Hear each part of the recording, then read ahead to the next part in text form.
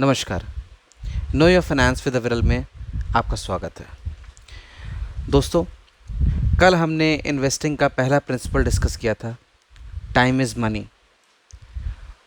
आज हम इन्वेस्टिंग का दूसरा प्रिंसिपल डिस्कस करेंगे, which is magic of compounding.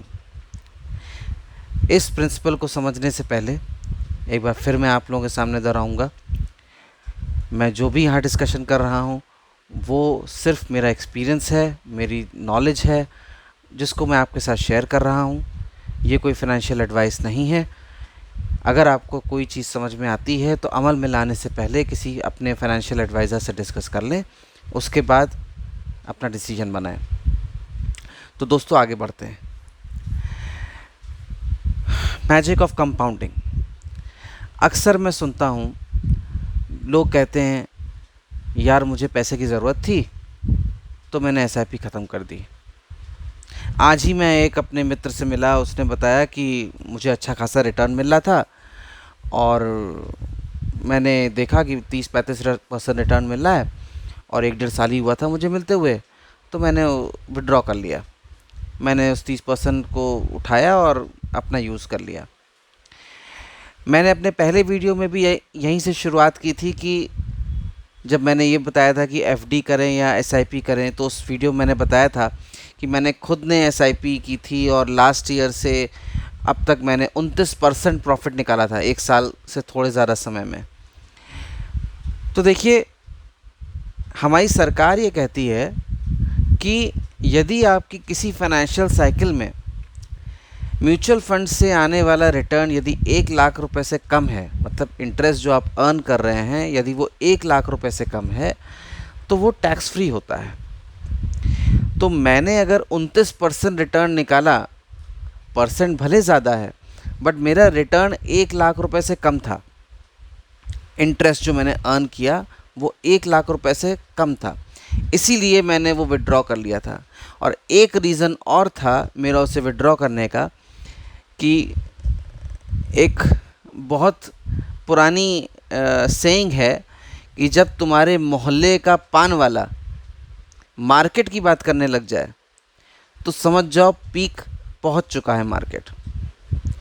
तो आजकल जो वातावरण हो गया है कि रिक्शे वाला भी शेयर मार्केट में इन्वेस्ट कर रहा है, इंडेक्स फंड्स में डाल रहा है, तो ये और ऑलमोस्ट हर ट्रेडर, हर रिस्क मैनेजर यही कह रहा है कि इंडियन मार्केट ओवर बॉट है, इंडियन मार्केट ओवर बॉट है।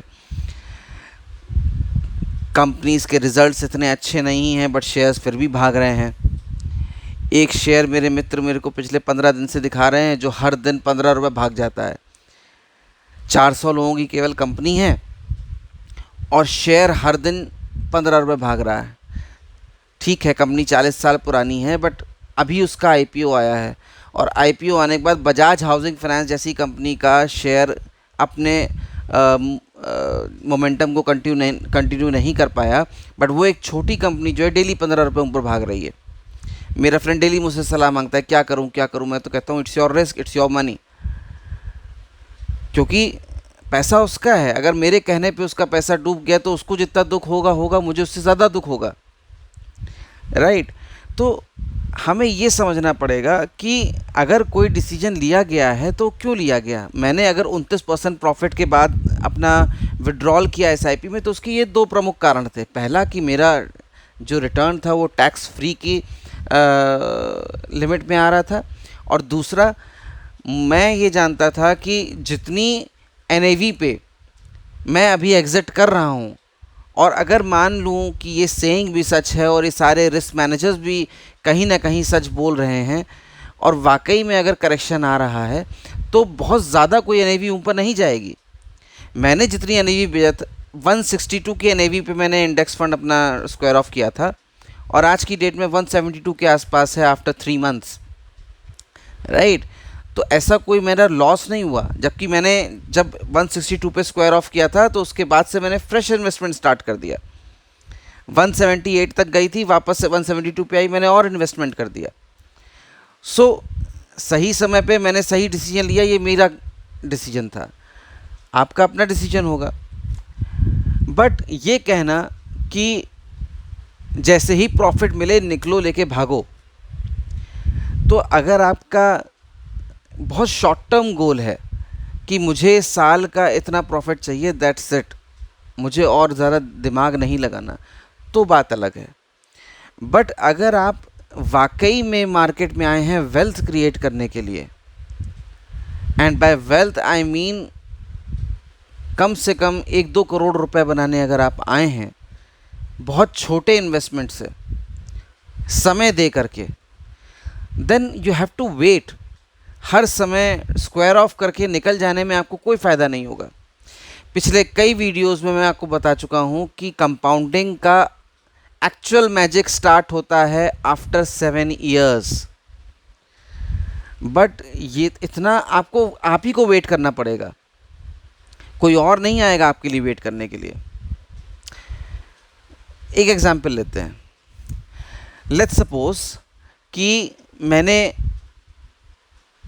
5,000 रुपये महीने के हिसाब से किसी भी म्यूचुअल फंड में इन्वेस्ट करना शुरू किया, और वो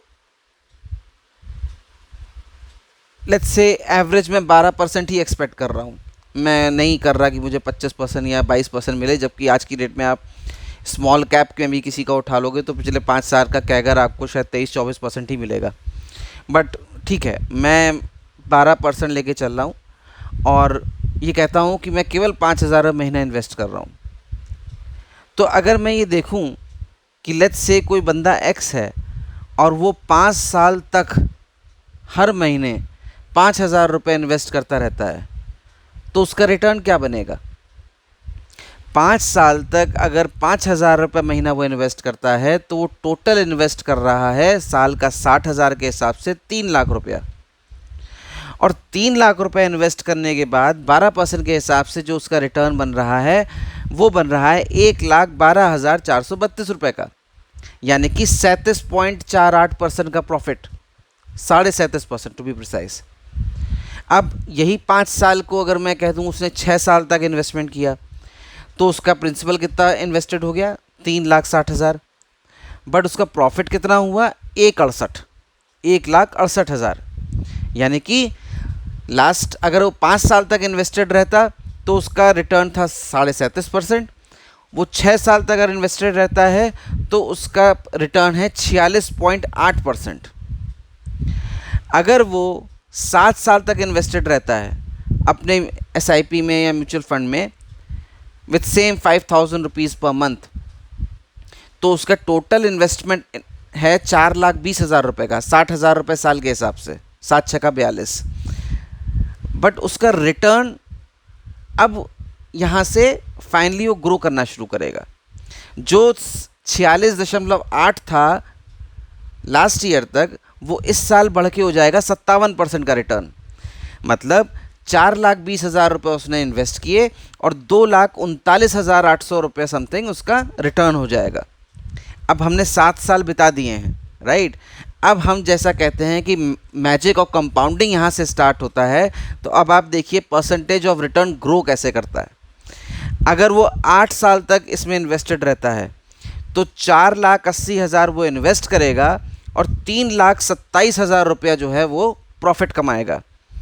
ये 3,27,000 जो है उसके एक्चुअल इन्वेस्टमेंट का 68% है। अगर वो 11 साल इन्वेस्टेड रहता है तो 11 साल 60,000 रुपये साल के हिसाब से वो 6,60,000 रुपये देता है। बट अब उसका रिटर्न है 7,13,000 रुपये, यानी कि 108%। 11 साल में ही उसने 100% अचीव कर लिया है। अब अगर वो 13 साल तक इन्वेस्टेड रहता है तो उसका 13×6=78, 7,80,000 रुपया केवल इन्वेस्ट कर रहा है 5,000 रुपये महीने के हिसाब से। बट उसका प्रॉफिट बनता है लमसम 11 लाख रुपए, यानी कि 140% का प्रॉफिट। और अगर वो 15 साल तक इन्वेस्टमेंट करता है 5,000 रुपये पर महीने के हिसाब से, तो उसका टोटल जाता है 15×6=90, 9 लाख रुपए। 9 लाख रुपए वो 15 साल में इन्वेस्ट कर रहा है 5,000 रुपये प्रति महीने के हिसाब से, और उसका प्रॉफिट है 16,22,880 रुपये, यानी कि 180% प्रॉफिट। 20 साल तक करता है तो वो कमाता है 316% प्रॉफिट।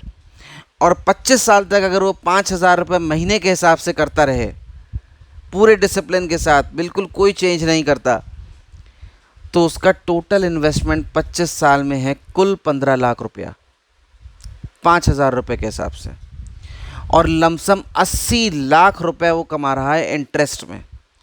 533% का प्रॉफिट है। ये है पावर ऑफ कंपाउंडिंग। ये लोग नहीं समझ पाते। राकेश झुनझुनवाला जी जब इस दुनिया से गए तो उनकी नेटवर्थ 40,000 करोड़ रुपए थी, जिसमें कि 11,000 करोड़ सिर्फ टाइटन से उनको मिले थे।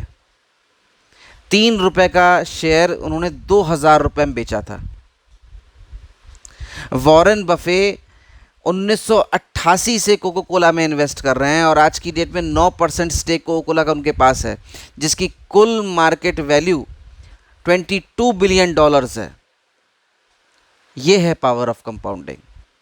तो अगर आप ये सोचते हो कि आज मुझे 30% एब्सोल्यूट रिटर्न मिल रहा है, CAGR नहीं है, ओवर द ईयर्स का रिटर्न नहीं है, वो केवल 1 साल का एब्सोल्यूट रिटर्न है वो, और you are very happy with that, then it's okay. But आप एक्चुअल प्रॉफिट नहीं है वो आपका, वो 1 साल का आपका एब्सोल्यूट रिटर्न है।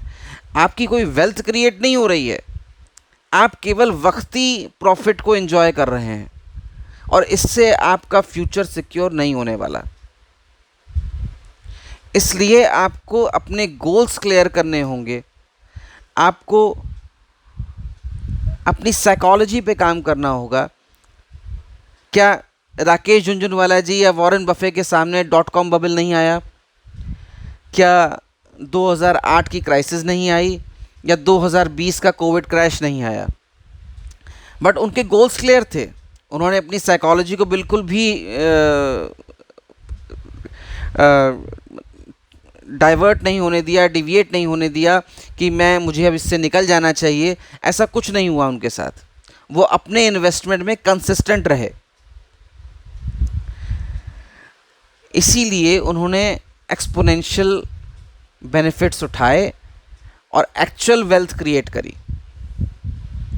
ये इन्वेस्टिंग का तीसरा प्रिंसिपल है, डिसिप्लिन। डिसिप्लिन 3 पार्ट्स में होता है। गोल क्लियर होना चाहिए, आप कंसिस्टेंट होने चाहिए, और साइकोलॉजी पे आपका कमांड होना चाहिए। आप किसी भी छोटे मोटे मूवमेंट से डिविएट ना हो जाएं, मिसगाइड ना हो जाएं, खुश ना हो जाएं, जिसके चलते आप अपने कंसिस्टेंसी को ब्रेक कर दें, आपका गोल अचीव ना हो पाए।